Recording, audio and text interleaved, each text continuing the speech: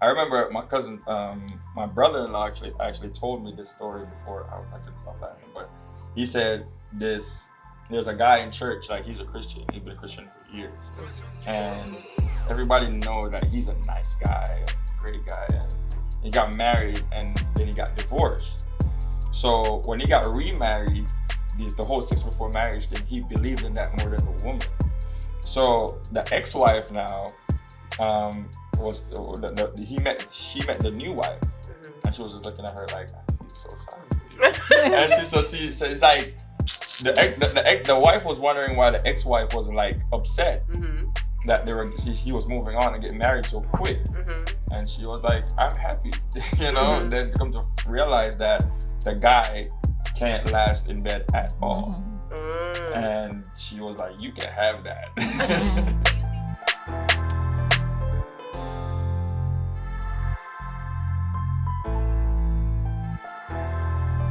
What's going on, everyone? We are back with another episode of the Students Alive podcast. I am your host, Chang, and my co-host, Stretch. And today we have a special guest. Her name is Karrelle, the owner of this beautiful shop, Vintage Florist Events. And yes, guys, we're going to get into it today with her. And remember, we are unlearning and we're relearning. So we're talking about love and relationships and everything of that nature. So All the good stuff. All the good stuff. You see, it's your thing. You wanted to do this whole love and relationships thing. And they've been loving it. Yeah, whatever. All right, so we're going to get started. Miss Chang, Miss Karrelle, I want you to tell us a little bit about you. Just little basic things, nothing too much, just a little bit. Thank you guys for having me, first of all. What is there to say about me? First, I'll start off by saying I'm a mother of two, 19-year-old and a 10-year-old college student, and one that hasn't begun middle school yet. Big space in between. As she just said a while ago, I'm owner of Vintage Florist and Events. We take care of your events from start to finish, doing planning, decor, and everything in between, and also offer a daily retail floral delivery. Cash and carry is also available, as well as I've been and still am involved with a lot of community activities, giving back, especially with children, trying to help one child at a time, both locally here in Florida and in Jamaica. Nice. Perfect. I want to be like that when I grow up. Right? I love it. So you also are involved in events also. Yeah. What do you do in that aspect of? Anything as it relates to events, as I said, from start to finish. So I meet with you, we plan, you show me your vision and your money, and then you show up. And that's pretty much it in a nutshell. Cool. Yeah. Nice. So we started season 2 here in this beautiful place and this beautiful ambiance that you have, and it just set the tone for what we were trying to accomplish for this season, with love and relationships and stuff. So you ready to talk about all that? Ready. All right, cool. So let's get to the first one, right, Stretchy? Yes. Last week we left off with talking about dating, with the misinformation, the misconception, the things that we don't talk about too often when it comes to dating. So this week I want to continue that topic by talking about the period of time that it takes from when you start dating to leading up to when you get married. Like that time period, like males would say, a man would say, hey, listen, after these 2 years, I'm gonna propose. Or a woman would say, if you don't propose in 2 years or 3 years or 4 years, then I'm on to the next one. So what do you guys think about like that time period? What do you think is a suitable time period for a man to say, all right, I'm gonna propose now, or for a woman to say you have to propose within this time period? What's a suitable time? Well, I would personally say it depends on the age. I think when you're younger, you probably need to take more time because then you're still developing, you're still trying to know yourself, especially when you're in college. When you start college, you're not the same person when you leave, because then, you're more aware of certain things and it changes your mindsets, your conception on certain things. So even a college student, definitely nothing, probably less than 2 years. But it just depends on how mature you are too. When someone is in their 30s and 30s, 40s, then the 6 month period, And then it also depends on how serious you were going into the relationship. So how much of that 6 months was really just a play game or stuff. So there's so many different things, right? When you're in 40s, people will get married like after 2 months, very easy. Because at this point of your life, you know exactly what you want. To waste. You know exactly what you want more at this time. And so if as a woman, if a man is not coming to the table in a certain way at 40 or within his 40s or beyond, then you're like, okay. So do you? Moving on. But what I think about that is the problem with that is most times you don't really know a person until you're 3 months. You start seeing the real person start to come out. That's what I think. Like when a person gets comfortable, then you see their real side. Like you start seeing habits that you never seen. Like people put on a front when they just meet you. You meet their, like they say when you're dating somebody, you meet their receptionist or their executive before you actually meet the actual person. Like you meet a representative. Yeah. So Stretch, that's why I said that it depends on how you come into the relationship, right? And so it also depends on how you date. Like for me, going to a dinner is not a proper date. Right. And it has been a misconception for years. Why do you say that though? Because I feel that the best way to date someone is to do something interactive. Okay. I think that's a good form of dating as well. And for me, like I stated last episode, that to me, are we talking about just dating or are we talking about being exclusive? What are we talking about? Because when you're dating, you're just collecting data, you get to know that person. And for me personally, 3 months is like, that's it. If at 3 months we're not making it official here, then it's just not going to happen. I think that depending on the person that you are, knowing who you are, you will attract that type of person. So there's been times where you have a man that's matured to a high level to where he meets a woman and they're testing each other on every high level. So they're talking about uncomfortable conversations. They're putting themselves in having dates where they're interacting with each other. They're doing those things where they're learning each other more and more. They're seeing each other 3-4 times a week. They're actually pushing forward. Some people want to take it slow. They want to move real slow. And then you stay at surface level. And then you find out that you don't waste all this time. So once you have a motive and you know what you want and you find that person, I believe that really and truly there's no time limit. I think I put a time limit on it, like for the reason that I just said about the getting to really know a person. Yeah. And then I think in order to get married to someone, you have to live with that person. You get what I'm saying? Like you don't really know a person until you live with them.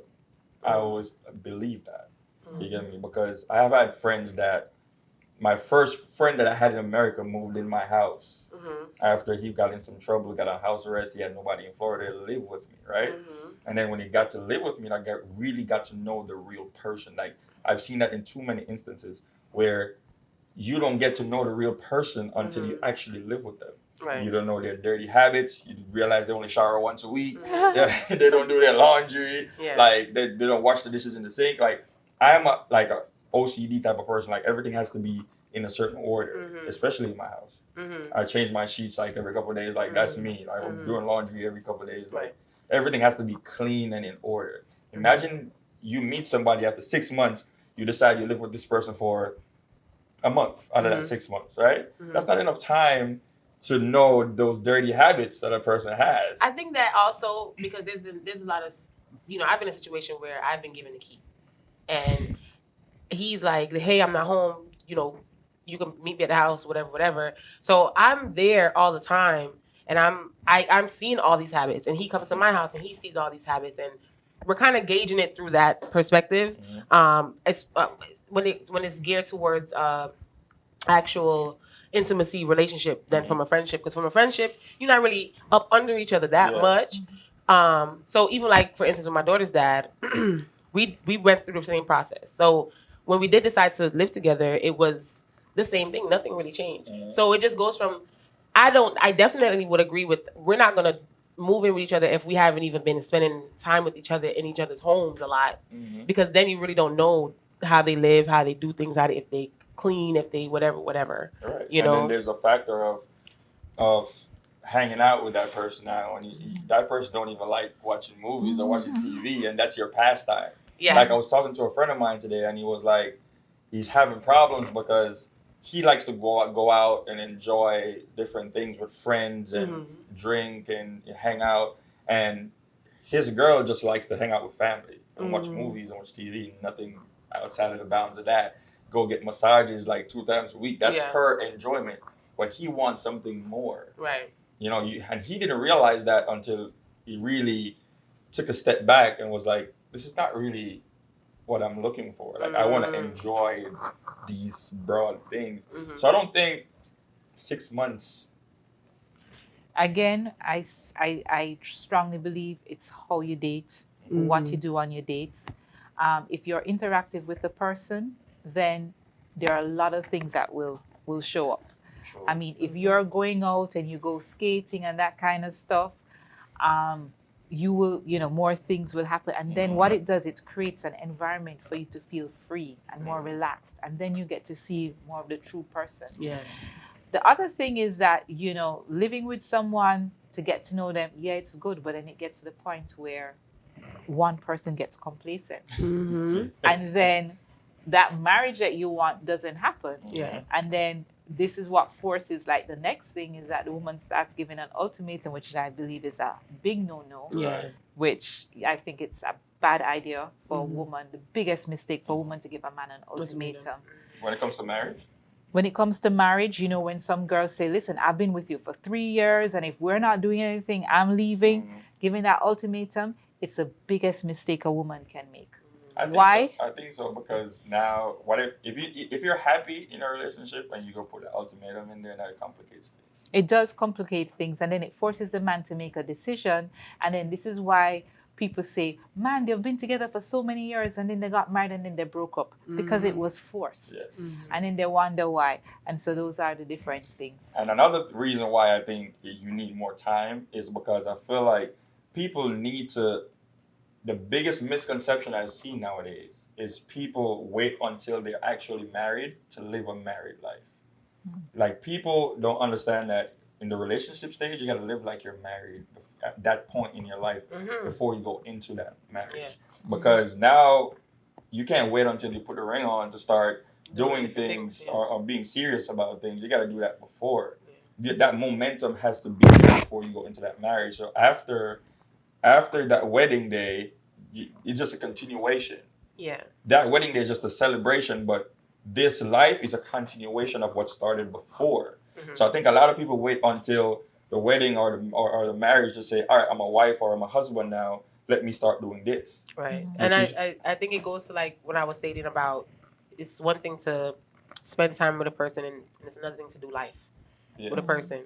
So if you're dating and you're now in a relationship with this person, that first 6 months to a year, you should have already vetted each other to know those in and outs, and to know those your flaws and their flaws and whatever it may be. And that way you go through phases of just life, like monthly, like seasonal, right?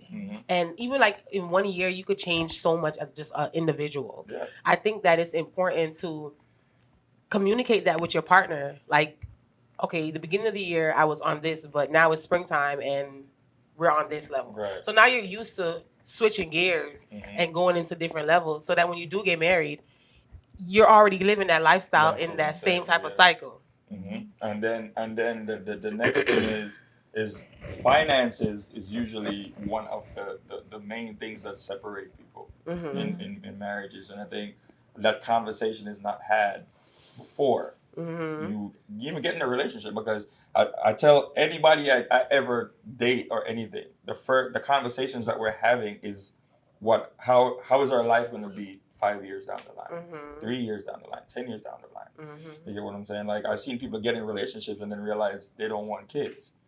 Those conversations has to be had. You get in relationships with people, like, for instance, like me, to own multiple different businesses, and my attention is like all over the place, how does someone fit in that? You know what I'm saying? Do I have to sacrifice something, sabotage something for this relationship to work? Like, we have to have those conversations. And I think people don't have those conversations enough. And that's why, like, you get into a relationship with somebody who has bad spending habits. Now when you have kids, you know, you're backed up on bills and all these things because your spending habits are bad. You don't know how to put your finances in order. As the money comes, you spend it. You're paying bills.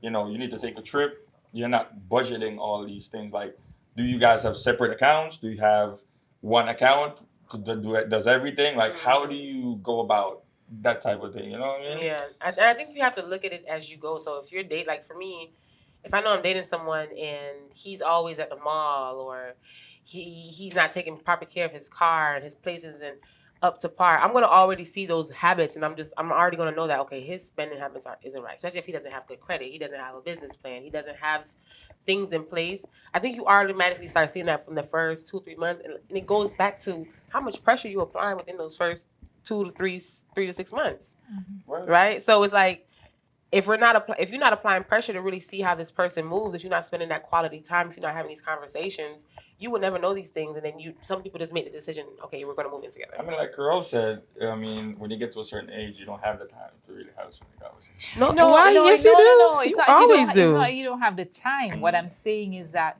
when you're at a certain age, you know exactly what you want. Right. When you're in 20, sometimes you're just about living. And that's why then everything just flows into, and then you're like, oh well, I think we can get married, or I think we're on that stage. But you know, when you have experienced partners before, you already know do's and don'ts. You already know games. You know, when you've been played once, you know when another game is coming. You just sit back and say, watch that. You know what I mean? Yeah. So, you know, there are just some things that you can pick up, and you can see the red flags faster than you probably were like a couple years before.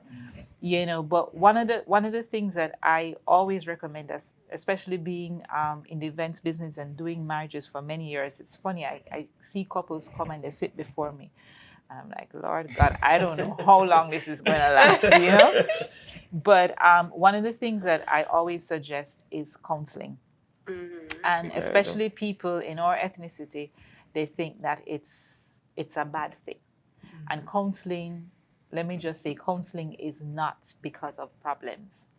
Counseling before marriage is to alleviate problems, so you have less problems. And these are the things before marriage that can be dealt with counseling. The finances, how to deal with each other. You know, there's some things that you just have to grow together with. But like, you know, how to share your situations with even your friends. You know, when you get married now, it's one. You know, whatever happens in the home stays in home. They say they form a circle. So. You don't want to talk to me? No, you're not gonna go to your BFF and stay there for the night. No, you're gonna go to the other room until you're ready to come into our room. But we're doing it all in the same house, and those are very important things, you know.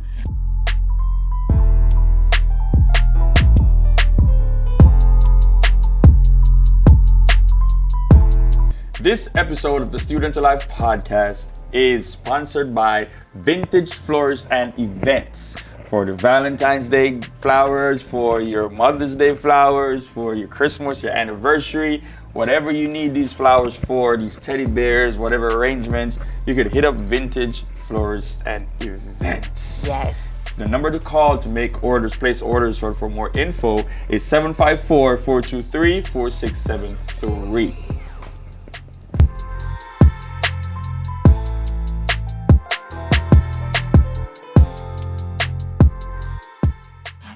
Some of the traditional stuff we're losing because we don't have a template to learn from. A lot of you know people know. So that's just my take on that. One of the other things is that I used to kind of believe it at first because it was religious, but after a while it's like, this don't make sense. It's the sex before marriage thing.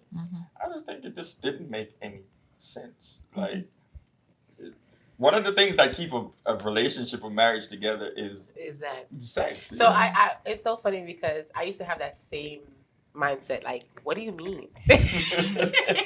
But then the older I got, and the more I started to understand mind, body, and soul, and understanding the connection with your person, outside of intimate, physical intimacy, because you could be intimate but just not have intercourse. There's so many different things you can do to get to know that person. Me personally, I don't know if I will be ready for that. But with how social media is now, the good part of social media, they show you so many ways to enjoy your partner, your person, outside of just like the actual intercourse. And some people are, they're in religious parts of their life, or they've had a bad past and they've turned a new leaf, and then they meet someone and they're celibate. So it's like they want that person to kind of, or they would like for their person to either have an understanding or be in that same realm, Yeah, I get that, but like I stated before, that momentum has to be there before the marriage starts and everything. So I remember my cousin, my brother-in-law actually told me this story before. I couldn't stop laughing, but he said there's a guy in church, like he's a Christian. He's been a Christian for years, and everybody know that he's a nice guy and great guy, and he got married and then he got divorced. So when he got remarried, the whole sex before marriage thing, he believed in that more than the woman. So the ex-wife now, was she met the new wife, and she was just looking at her like, I feel so sorry for you. And so it's like the wife was wondering why the ex-wife wasn't like upset that he was moving on and getting married so quick. And she was like, I'm happy, Then come to realize that the guy can't last in bed at all. And she was like, you can have that. But you see, if you just give up on your person because of something like that, it's like, why were we even doing this? I'm not gonna tell you this right now. So, go ahead. so I think there are so many different aspects to look on that. I think spiritually, I don't use the word religious because I don't believe in religion, but I think spiritually, I don't either, by the way. yeah. But we use it for people to understand, right? What we're talking about, yeah. But I think spiritually, though, I think you have to understand where that is coming from spiritually. The not having sex before marriage, yeah, and what sex really is. You know what I mean? And what it is, it's a joining of two people to make them one. Yes. So think about it. I don't need to know, but like all the people you've been with, how many ones you've been with, and how many times you've given of yourself and different things. So that goes into a whole different thing. So because of that, it kind of affects moving on. What sex can also do, it creates a camouflage of love that does not exist. And so what happened now when you get to the 3 months thing now, because you're not dating the right way, and because things are probably spent more in one area, because it was so amazing, because ex-wife find the one that is lasting longer. You understand? As a result of it, you think like what you didn't have in the last one, you're getting in this one, and you think that you're found complete, but it's not. Yeah, that 80-20 thing. So they're just so many ways of looking at it, but I think if you're doing all that you need to do, and when you find that person and you go through those things, if you wait a little bit, it can help to reduce that camouflage of love. I agree 100%, because I think I'm more of a person to say let's just wait. We don't have to rush into it, because that way, like you said, we won't be blinded. Like you have sex and then the sex is so good you don't even see the red flags no more. It's like green flags everywhere. So I definitely get that. Saw it 5 minutes before, Yeah. and forgot. I ain't gonna lie. I'm not gonna lie. It's important to me to know that, because my partner has to be fun in that aspect too. And one thing about me, like everybody knows, I hate wasting time. I show up on time to everything. My time is very important. I'm not gonna spend 3 months with you and then this sex is just not good. I'm gonna be You upset. can teach your woman to have sex and how you want her. Listen to what I'm saying to you. I'm not nobody's teacher no more. I'm 31 years old. I'm over that. So let me tell you. So let me ask you: do you feel as if you know everything about sex already? No, but guess what? Okay, There's some people that you have chemistry with, and some people you just don't have chemistry with at all. So okay, well, yeah, you have sex, And then you have to remember different people bring out different things. Yes, but there's some people that your chemistry with them is not like they're bad at it. You just don't have chemistry with that person. And you can know that in 3 months without doing anything by just dating properly. Yeah. But you see, because you never do it before, it's gonna bring such an intense connection between you and that person. It does, of course. I agree completely. Like when I went to therapy today, we were talking about it. Therapy. Yes, I do therapy every week. Every week. So when I went to therapy, my therapist said, I said to her, I'm gonna try being celibate for a while. And she said, why? So I explained the analogy of when I fast, like taking a break from food and being in control of my hunger. I use the same analogy to being celibate. That your mind is more open to learning different things other than just what you know. Exactly. So like craving sex or craving food, like I use the analogy for the CM thing. So it's like taking a break now. You're able to, like, if you're hungry, and like for instance for me that don't eat meat or cheese or eggs, I'm pescatarian. I'm able to go places and just if I don't find what I want, I just stay hungry. You have discipline. Exactly. So that is the same thing I transition to. If you're being celibate, then everything else is more important than just. Yeah, and it'll allow your soul to take over you and not your flesh to take over. Because when your flesh takes over, you're gonna want it. Like you're gonna want food and all that stuff. And I also believe that when you fast from sex, because I fasted from sex, and it's an amazing thing. Because when you do go back and have sex, it's like, but when you fast from sex, especially when you have a person in your life that you're actually intimate with or whatever, you just build this force within each other that's just like mind blowing. And that transition to the next question, I think you might have a better perspective on this. Because you spoke about it a little bit. No, not that one. Oh, okay. I'm gonna get to the Should I be scared? No. Scared. Living in separate rooms. Yeah. Being married and living in separate rooms. What do you think about? Because I don't see the sense in that. Like you're over there. We're practicing celibacy, so you sleep there. Not even celibacy, like just in general. Like, or living in two separate houses, being happily married, living in two separate houses or two separate rooms. No. I only said that if you're in an argument and you want to walk out. I know that, but I'm just saying in this aspect. Yeah, some people they have two separate rooms. Absolutely. So not two separate rooms to sleep. Yes, they sleep in two separate rooms. No. I know that there's some crazy people. I even had a friend of mine that was married and his wife had a different house and he had a different house. And when they dated like on weekends and stuff, and they just kind of continued it. Well, the marriage didn't last. I wonder why. Yeah.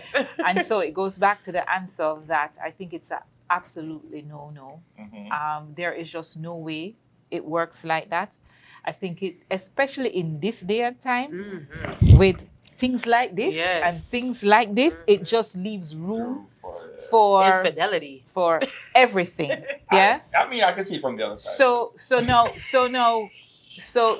if you want to have like your room, like when guys have their man cave, and women have their room for like styling and their that they want to do their mess and whatever in. Well, yeah, I can have my room for that. You can have your thing, but at the end of the day, we come back here in this bed. Yeah, I kind of understand it a little bit, not fully because it don't make sense at all. But I understand it a little bit. Oh, why people would do that? Yeah, because there's some people that like their space more than anything else. I like being alone. I like my space. But when you find your best friend, when you find your life partner, when you find that soulmate, you can't go a day without thinking about that person. So I just didn't see that working out long term for you to have two separate houses, much less two separate rooms. Are you crazy? Like, there's so much to go in between that, especially if you're parents. That makes absolutely no sense. Yeah. Especially there's kids there, they're gonna be like, what the heck is going on here? Do you remember when you're kind of young, but do you remember the show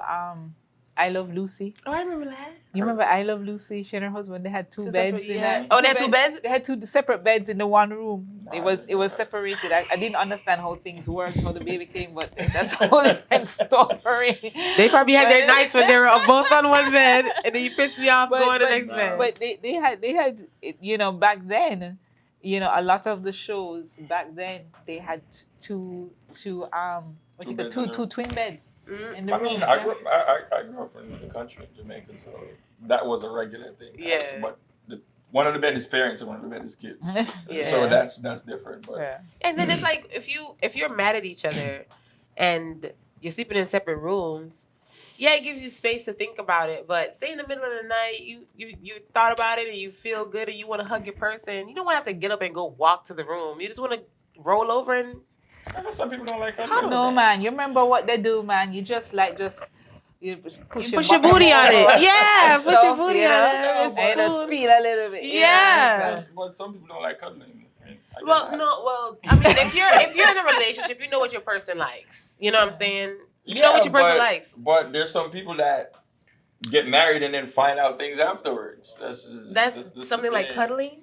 Yeah, because you know. You listen.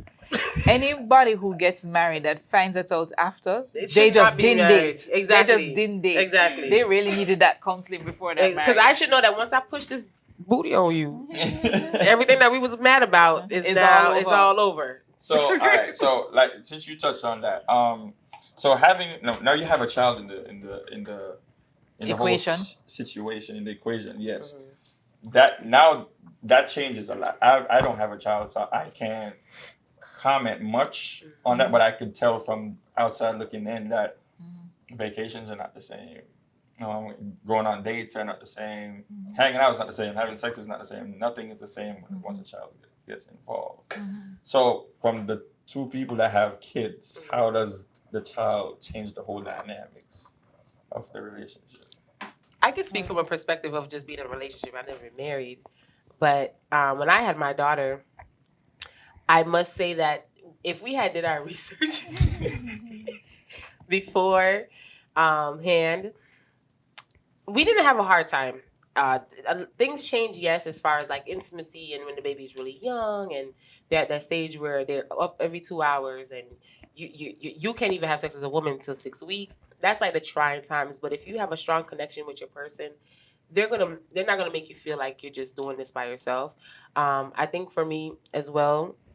And I was watching an interview with Michelle Obama. She was saying that the hardest times of the relationship is when the kid is from when they're born to that first 8 to 10 years, because so much things change, your schedule changes, everything changes, and you're arguing more. You have more disagreements, and if you're intentional about what's going on, like you're going through this process, and we know that it's not going to last, you're more capable of fixing the situations and making less issues in that dynamic. For me, intimacy was better because we would sneak it. And then date night, it's like we're going in on date night. Like we're doing shit. We're acting like we're 16 again. Mm-hmm. You know, we coming home and it's like, where the hell is the clothes at? Mm-hmm. You know? So I think in that aspect, once you love each other, you have that strong connection with each other. You know that, okay, we have this responsibility, cool, but we still are one. Mm-hmm. So you kind of have to have that separation as well. Okay, so I always feel that sometimes to sort out a situation, you go right back to the foundation. And so we have to go back to that question that you talk about dating before marriage, sex before marriage and when to have it and that sort of thing. And so when to have it is very important because anything can happen. You know, a child can happen, right? When that child happens, yes. It's like, are you ready for it? I'm not ready for it. And you go through all those things. So it's one of the things that cause the things that could be avoided issues. Right. Yeah? So that's one. also too, I think when a child comes along, like in every relationship, what helps it is communication. And so you get to the point and then you find out like where the struggle is. And so what needs to happen in a relationship at all the times that you have to feel your partner. So you have to know, even though he's not verbally communicating, you know that he is saying stress. And you have to be able to read that and say, okay, let's talk. So you have to get to the point to work on a strategy together and say, okay, I'm going to take care of this, you're going to take care of this, whatever, and you make it work. And, you know, as you said, date nights. When I was married, every Thursday night, no matter what happened, myself and my ex-husband, we made sure that it was our night. We made it our night. Even if we had to stay home that night, we made it. Like literally, like said, it's Thursday. You know what I mean? Like it was something to look forward to. So, you know, that's just different things. You communicate it. You have to read your partner. You have to understand that, no, this is work, you know, and then it will just flow. It just flows after and that. then you do a lot of stuff with the child, you know, the children, you become very involved. And so your lifestyle becomes that. Don't allow spouse to be doing dating on their own, you know, going out on their own. Don't encourage it. I mean, there are just sometimes you're going to want to chill with your boy, you're going to chill with your girls, but it can't be all the time. You know, that's a no-no. And so that can be the escape. You know, the escape has to be with you. And we have to remain a team. Once you have that mindset, we're a team, we gonna win this game. What about the child influencing either parent? Like, you know, in certain relationships, the child will go to mom to hear this, yes, and that's to the dad funniest to hear that, thing. no.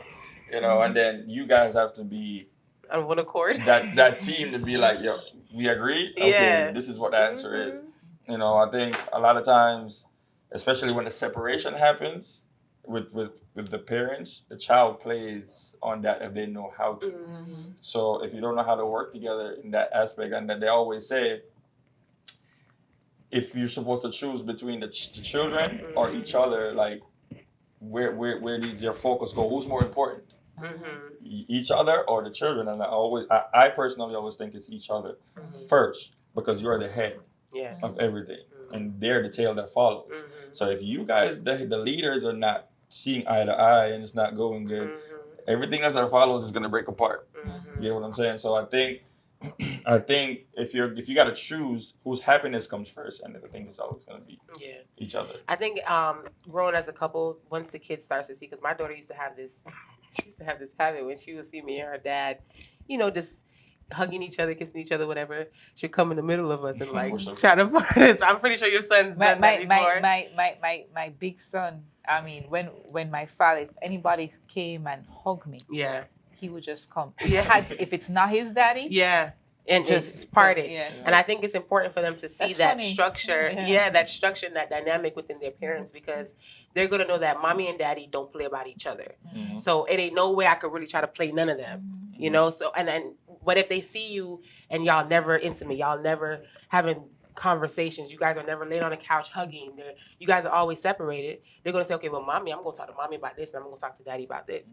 They have to know, I think as kids grow, they have to know that you're a team. And even when you co-parent, they still have to know that, okay, when mommy and daddy comes around each other, they still have that connection to where they're the leader. They're at the top. So what do you think about showing certain affection in front of the kids?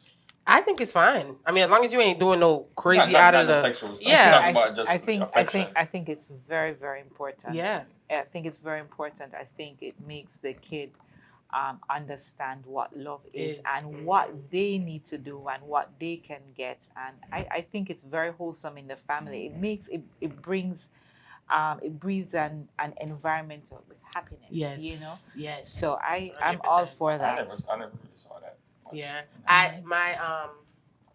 I would see growing up, you know, with my stepdad and my mom, you know, them being together and whatever. But then also I will also see on TV where kids would be like, ew, gross, and obviously as a kid you think of it that way, but when they start to get into the hormonal stage and they start getting their little boyfriends and girlfriends, they now have a new outlook on love. They're like, oh, this is what mommy and daddy was feeling. This is okay. This is normal. Right. You know, they know how to kind of navigate it.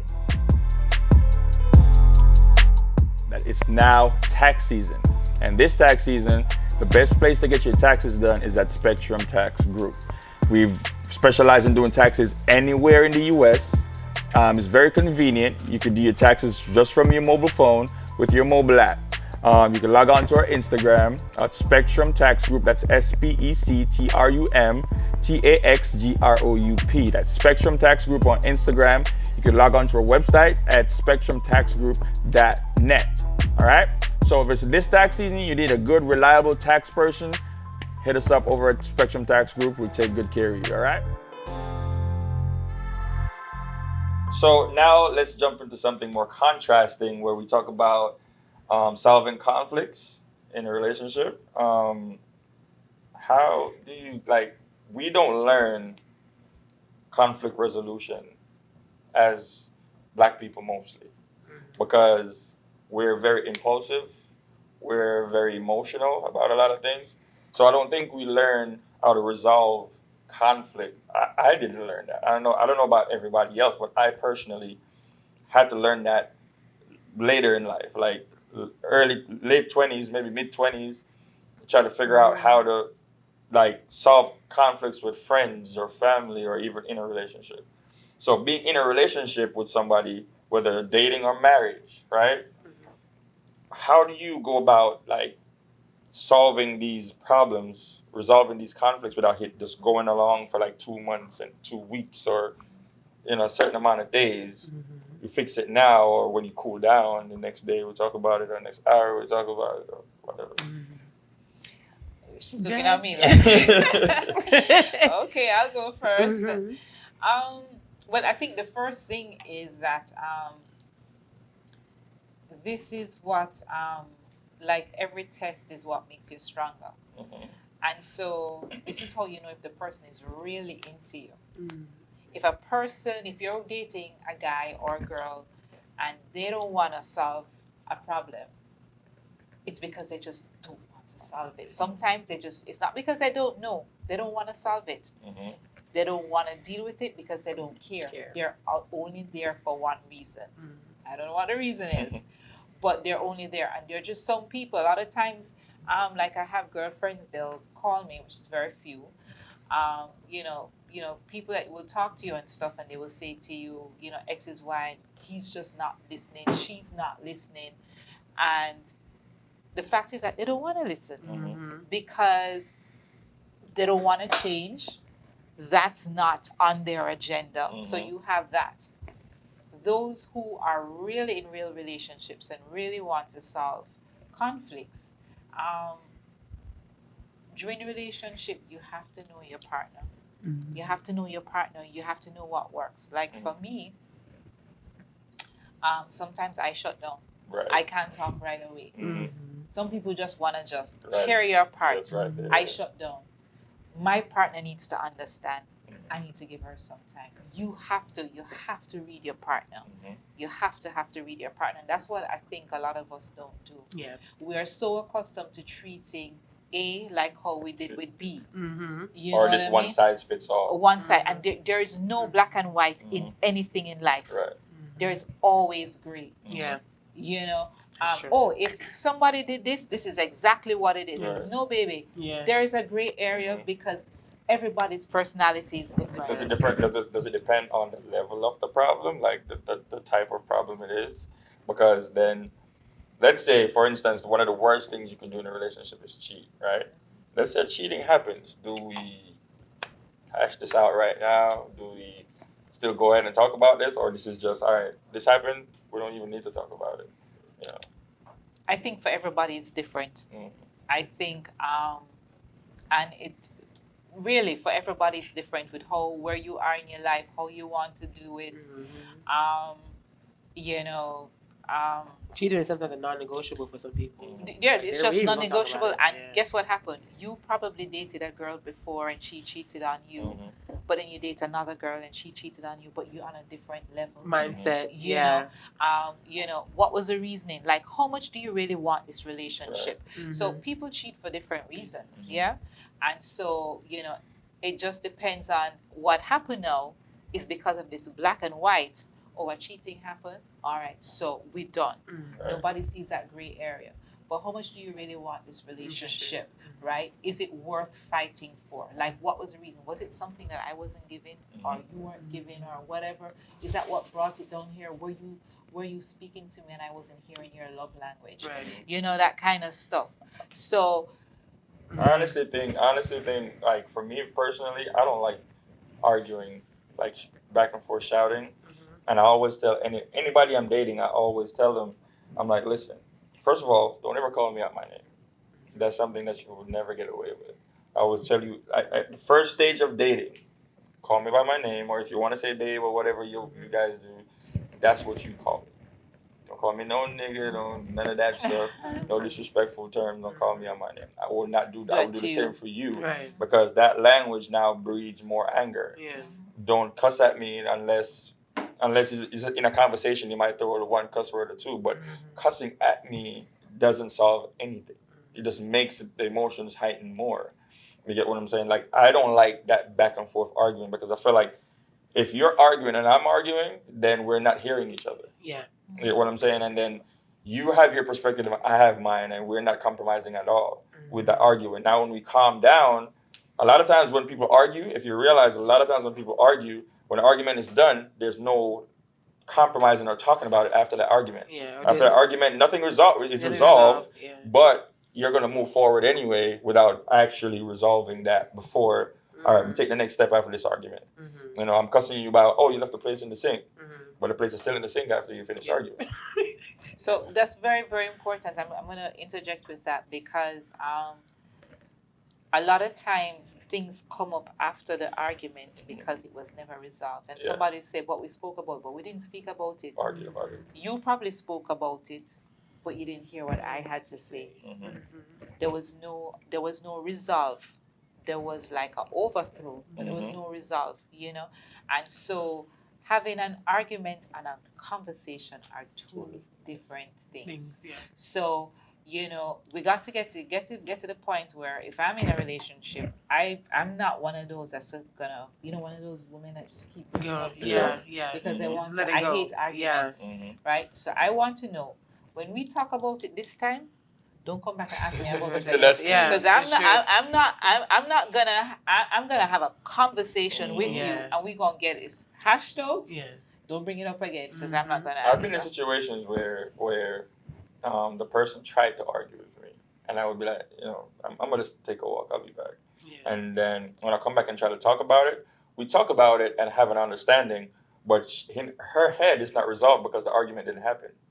She's so used to having arguments instead of conversations that she had no idea what to do after that. And I think it goes into just getting rid of those toxic patterns, because that is a major downfall in relationships. Right. And for me, even someone that's practiced meditation for the last 2.5 years, I've learned just how to not even argue with myself. Because it's like, that energy that it brings up is just, it's a waste of energy. You know, you get a headache, you all these things just surface, and it's just not healthy. For me as well, I practice the let me just go and sit down and talk about it. And what I've also realized is, even if naturally, right, we're humans, right? Even if naturally we do yell and we have an argument, 9 times out of 10, the things that were said in that, it wasn't supposed to be said the right way, because your emotions was what was talking.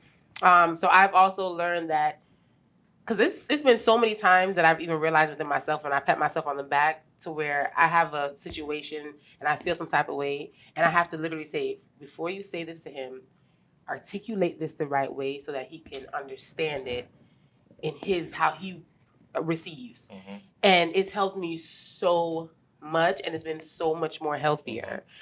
What I've done before years ago when I was younger, I did it twice, and after that, I just never did it again. Was in the argument, I was so angry and emotional that I said stuff that I didn't mean. Afterwards, I'm like, damn, I shouldn't have said that. Is it that we didn't mean it? More, for me, it's just not right. no, for me, it was like, you come at me, how can I go back at you harder? Yeah, because if they say some crazy mess, it's like, oh, I'm gonna go harder. I'm gonna go harder at you. That's what it was. Yeah. So it was like, you said something bad about me, I must see what I can say worse about you, and then it's like, look back like, damn, because I can say some hurtful things. Yeah, I know that. Listen, I really can. I can hurt people's feelings, and I know I can. So I calm down first. Yeah. Because I remember when Twitter just came out, and everybody was on Twitter, and me and my brother Diego was having, like, we joke around about random stuff, and this person just came out of nowhere. You know how they are on Twitter, like they talk about the most wild stuff and getting their feelings about everything, and I lit that person up. That person was crying tears. I was like, you don't mess with me on that level, because I got to come back. But that was just a regular person. So even if that's in what those I'm saying. type of Just things, the it's just emotion like made me go back so it goes to conflict overall, right? Like even when it's business, because he pisses me off all the time. I love you, but like it's stuff where I know I say to him and he's always like, and the stuff that he says to me and I'm like, oh my gosh. But we're mature enough to be like, okay, we have to find a level ground, a medium here, Yeah. So I think it's just like overall how you as a person can handle it, And I think healthy disagreements are good too. Yes, it is good. It is good. And when you said meditation, don't forget prayer. When you prayer, meditation together, yes. It changes the world. It changes me, so I know that. And what about the last thing we're going to touch on before we finish off is surviving heartbreak. That's something I don't have no experience. That's a deep one. We're gonna have to cut that one in half and finish it up later, because that's like for me. It's like I think I've adjusted to the mindset of learning to live without everything. Like learning to live without people, things. Like if my hand's supposed to be chopped off, I'm supposed to be able to just move on without it and not dwell on that. If you lose somebody you love, same thing. You're gonna be hurt, but I don't think you should dwell on that for the rest of your life. I'm feeling sorry for yourself. You get what I'm saying? I feel like you should be able to take whatever punches come and still keep moving. I think what a lot of people do is you put so much investment and so much of you into one person or one thing that that's your lifeline. So if that goes away, everything falls apart. I feel like a lot of people don't have a life outside of their relationship. So when that relationship falls apart, your whole life falls apart, because you don't have an individuality in that relationship. Yeah. I think that it goes back to conflict as resolving conflicts or whatever when it comes to heartbreak, because men and women deal with it, and individuals deal with it very differently. A lot of times men, they won't even show that their heart is broken. They hold it inside. And us as women, we're like, we need a drink, we need some more wine. We go through those phases together and we release it.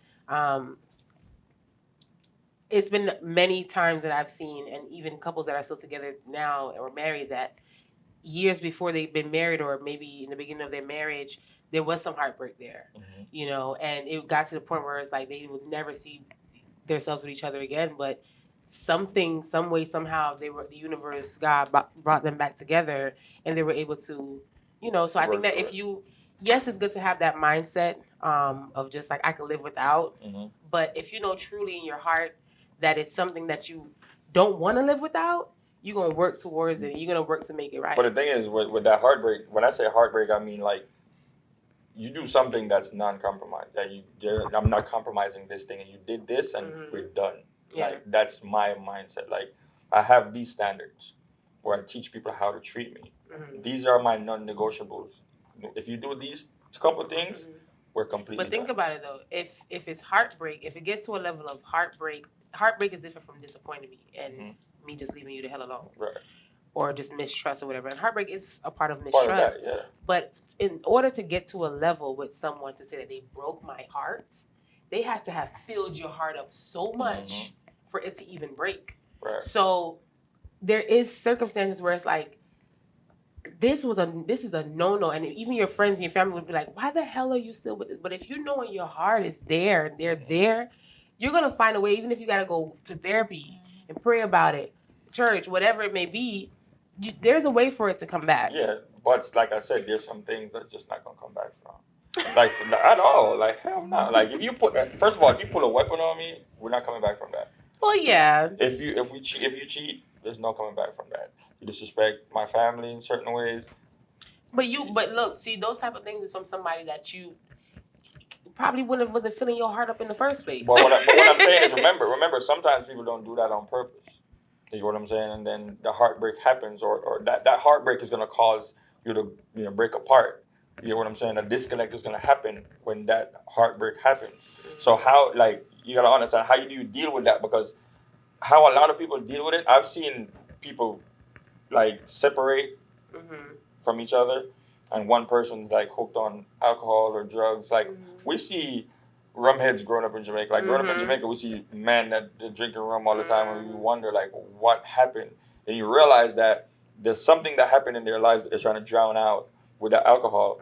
It's the same thing that a lot of people do when they go through like breakups and heartbreaks. They use the alcohol or the drugs, or a man will use a lot of women to drown it out, or a woman will use a lot of men to drown it out, distract themselves to deal with that.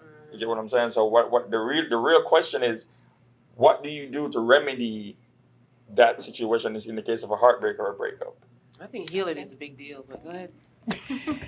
Okay, so my whole thing on it is you have to always be in tune with yourself. You have to understand what your self-worth is. And the human part of it is that, yeah, you're going to get hurt, you're going to get whatever. Cry if you have to cry. Take your time if you have to take your time. Don't be ashamed of it. But at some point, what you have to do is do your check and balances. Okay, so when I was there, this is what I was doing. This is what was broken. This is what it is. And you put, for me, before moving on, I put everything into perspective. And I'm like, okay, this wasn't good. This is not whatever. And I always believe that there's someone else out there. And if I have to wait and I have to whatever and stuff. So you're healing yourself by talking to yourself, you know, and understanding like, okay, this is what I want. I want this and I didn't get this. And I create this in my mind and say, I can get this, which was so much better than this. Why am I crying about this? So I'm holding on to this. And then you understand that there is a brighter future. So you start healing yourself with that. And so try not to go through the pages and look. You know, find things to do within yourself. Like really try to heal yourself by understanding that I'm going for a different aspect. So as a person, I hope you don't mind me asking, but as a person who went through divorce, right? And I know that's hate him. I joke.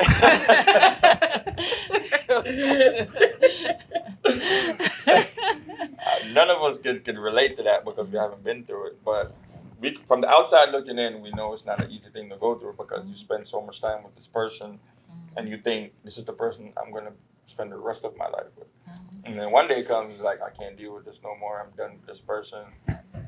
What's the mindset like going into like, okay, this is a new life now? And what's the mindset like dealing with that? It was very hard. It was very, very hard. Can I cry? You have to. Yes. No, I'm good.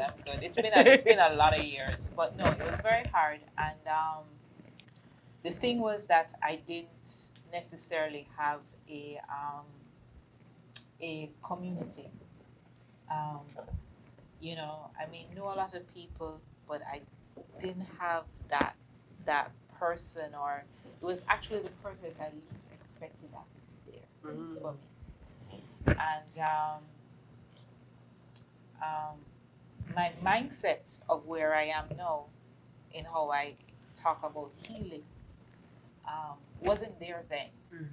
You know, so it's good to have programs like this that can help people. But it was a gradual stage for me but it actually helped me to become a stronger person because I had to stand on my own. When I was divorced, my first child, I mean, I left my mom's house and went to live in my matrimonial home. And I had recently opened my business. And then I'm remembering like the first day I went into my apartment as a separated woman from my husband. Right. Cried. And everybody left. My furniture was there, and I sat down and I looked out the window, and I'm like, snap! I'm looking at my son crawling on the floor. I'm like, I'm all alone. Like it just like literally hit me. I'm all alone, you know. But every day I told myself I could do this, you know, and I just made my environment better. And I went to the beach a lot. I tried to find things. I found my happy. Yes. I just found things that made me happy, and I lived there. Yeah. You know, and so you know, it's just a gradual thing. You have to. The most important thing in healing, as I'm talking, is self. Is understanding self. The most important thing in healing is understanding self, knowing self, knowing what self wants, what self needs, and loving you, you know, and having for me, a good relationship with God, knowing that no matter what, He's always with me. Yeah. I have a question. How was it for you? Like, did you take like a good time off from the dating world after you had your divorce? You moved into your apartment. Did you say, I'm giving myself a year to just find self and heal properly before I start to date again? I didn't have a conversation with myself. I really didn't. That was like the furthest thing from my mind. A relationship, to be honest. You know, I was just dealing with day by day by day. You know. But I'm pretty sure you out on the road and somebody try to, you know, and in your mind you're like, listen, I can't deal with this right now. Even with my belly. Yeah. Even when I had my belly, you know. But yeah. But the focus was, I don't know if it was like necessarily there right away. Yeah. You know. I think the focus was more on just trying to get me back together, you know, and just finding that new space. I was really in like a really new space. I mean, I don't know if you can really picture it. You're not just divorced, but you're divorced with, I was like 28, 29 when I was divorced. That's a young age, yeah. And I had just opened my business like 2 years before. And you have a little child. You're talking about you a tunnel vision. I already know you're on tunnel vision. You're talking about being in a relationship with a child and how little it can be. Yeah. It was just like, this is where my focus was. You know what I mean? But eventually, I think the person that warmed my heart the best got the better of me, you know, and that's how that moved in. It wasn't like it was a plan. Like he wasn't intentional to date. Yeah. To date, it was the person that was there. It was the person that just made it right. Yeah. That allowed that to happen. Made it easier. Yeah. That's important. They got to come into your life and make life easier. Yeah. I say that all the time. Yeah. I'm not taking up no burden. Like, don't come here with your baggage. I can't carry nothing else. My hands are full. Well, that's a topic that's very important for like the next thing. That's why we're gonna have you come back on. What kind of baggage can we have? Yeah. So Shan, Hey everyone, we are taking a quick break to let you know about Skyless Hair Studio located right here in Tamarack, Florida.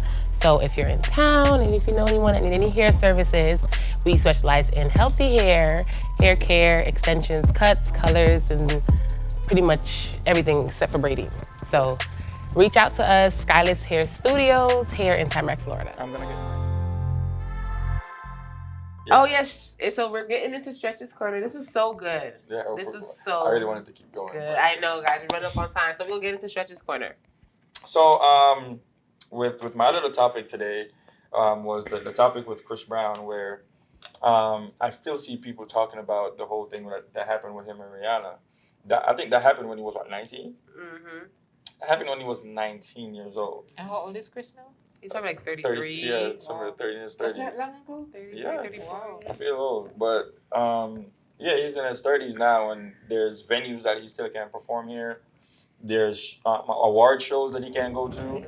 He did a collaboration with Chloe the other day on her album. The song's fire. Yeah. And people still saying, why would she do a song with him? He's an abuser, blah, blah, blah. And he made a post saying how people still go at him for that. And Blueface is in present day beating Krishan's ass. Right. And everyone is entertained by it. Yeah. So I just didn't understand why people condemn somebody for a mistake they made when they were like even that young. You get what I'm saying? Like, I feel like people don't give people enough grace. To move forward. Like, everybody makes mistakes. Yeah. And a lot of people that are judging him are making worse mistakes. What his is just magnified. Yeah. That's the only difference. And a lot of people that are judging him that much now, when their time comes, they're gonna want the same grace that they didn't offer to him. And and I'm pretty sure a lot of people that's judging him now, they've done this. They've been in the same predicaments. Just it wasn't highlighted like him because he's a superstar. Right. You know, I believe that it's real messed up, especially because he was so young. He's made so much more great hits. He's had kids since then. I think he's on his third kid or second kid. They see how much of an amazing dad that he is. He's all about his business. He's never been in any drama after that, to my knowledge. Yeah. You know, so I just think it's just hating. I think it's probably some type of inside job that we're not realizing, because you got to give people grace. The man was 19 and Rihanna was about the same age. You know, back then you say stuff to each other, you fight it, you think it's normal. And yes, it was bad in the moment, but so much time has passed. And the worst thing is, even when he told the story, it was like Rihanna was putting her hands on him. Rihanna's an island girl. Yeah. He just retaliated. I just had to grow out of that lifestyle. And like I'm saying, like, you're seeing that now with these two fighting on social media, and people just take it as nothing, but you're condemning him for the same exact thing. I just understood that. Kurt, what you think? I just think we'll just always have haters. And people just want to be heard. And sometimes, there's a plug that's pushing certain things for a certain agenda that we don't understand, especially in that arena. I think we need to just. I'm even shocked at that story. Yeah. And it's also the topic of abuse, where, like I said, that's magnified with those two, Krishan and Blueface, and it's like, I don't think people realize that that's not something that needs to be like publicized. It shouldn't. And these social media, whatever you call them, blogs, whatever, is making it. It's overdoing it. Yeah, it's too much. It's too much. Yeah. Everybody likes negative. Yeah, they feed off the negative, and that's the sucky part of it. Yeah, also you gotta learn to live in the day and age with that. Yeah. For me, like, if you go on my Explore page, it's all of working out and stuff like that. Yeah. Like, that's just the stuff I like. Like, yeah. So that's what shows up for me. I unfollowed all the blog sites. I don't follow no Shade Room, no Spiritual, none of them. Yeah. I keep television. So, Miss Shan. So we're gonna go in today's quote, and today's quote is, the bad news is time flies. The good news is you're the pilot. I love this quote. And then you're going to start with talking about the quote. I think this quote is good also for this episode as well, in dating. I'm going to just refer it to dating because it could be wide range. That's what I was going to do too. Yeah. You could be dating someone for years and not get nowhere in the relationship, never travel together, never really explore one another. And both of you guys just wasn't piloting the relationship the right way. But if you really pilot your relationship, time slows down and you get to enjoy the great times and the moments and just all that good stuff. Like, have you ever been dating somebody and you look back and you're like, damn, it's been 2 years. Yes. It's been 3 years, and it's like time really goes like fast, especially when you're not paying attention to it. Yeah. You know what I'm saying? And I feel like you said, like I want to look back at if I spend 15, 10, 5 years with somebody, I want to look back and be like, these were some good 5 years. Yeah. You get what I'm saying? I want to be able to be in control also of a lot of things that happen within those 5 years, not just be on autopilot. A lot of times when we're on autopilot, we don't have a direction in which we want nothing to go in with life, with relationships, with nothing. And I talked about it in therapy today where she wants me to start journaling and doing all these things. And Best thing ever. I love journaling. And that gives your life direction. Yeah. As to where you want it to go. I have my vision board, yes, but you still need a day-to-day. That daily journaling. You get what I'm saying? And like you said, it makes time slow down. Yeah. Now that you start living more. And having a partner to do that with has to be able to understand that too. You know? So what do you think the quote? A little bit on the quote. I think the quote is so spot on with what we spoke about today, and you know, and as I said, the most important thing is you understanding you, piloting you know, and stuff. And so once you can pilot you, nobody can have control over you. And you know, the most important thing is to be. Because a lot of people are not in the driver's seat. A lot of people are not in the driver's seat. They're just sitting there and just going on about life. They in the back seat. Whatever comes, whatever goes, and you just live with it. I think everybody needs to have direction. And that's why I say, when you're dating somebody, I'm going to say this again, I'm looking at the camera. When you're dating somebody, always have things that you will not compromise. Always have things that you want. Have a list of things that you want. All right? When you're dating somebody also, make sure the person is on the same page as you before you move forward with that person. Because you don't want to wait till feelings get involved and it's hard to get out of that situation.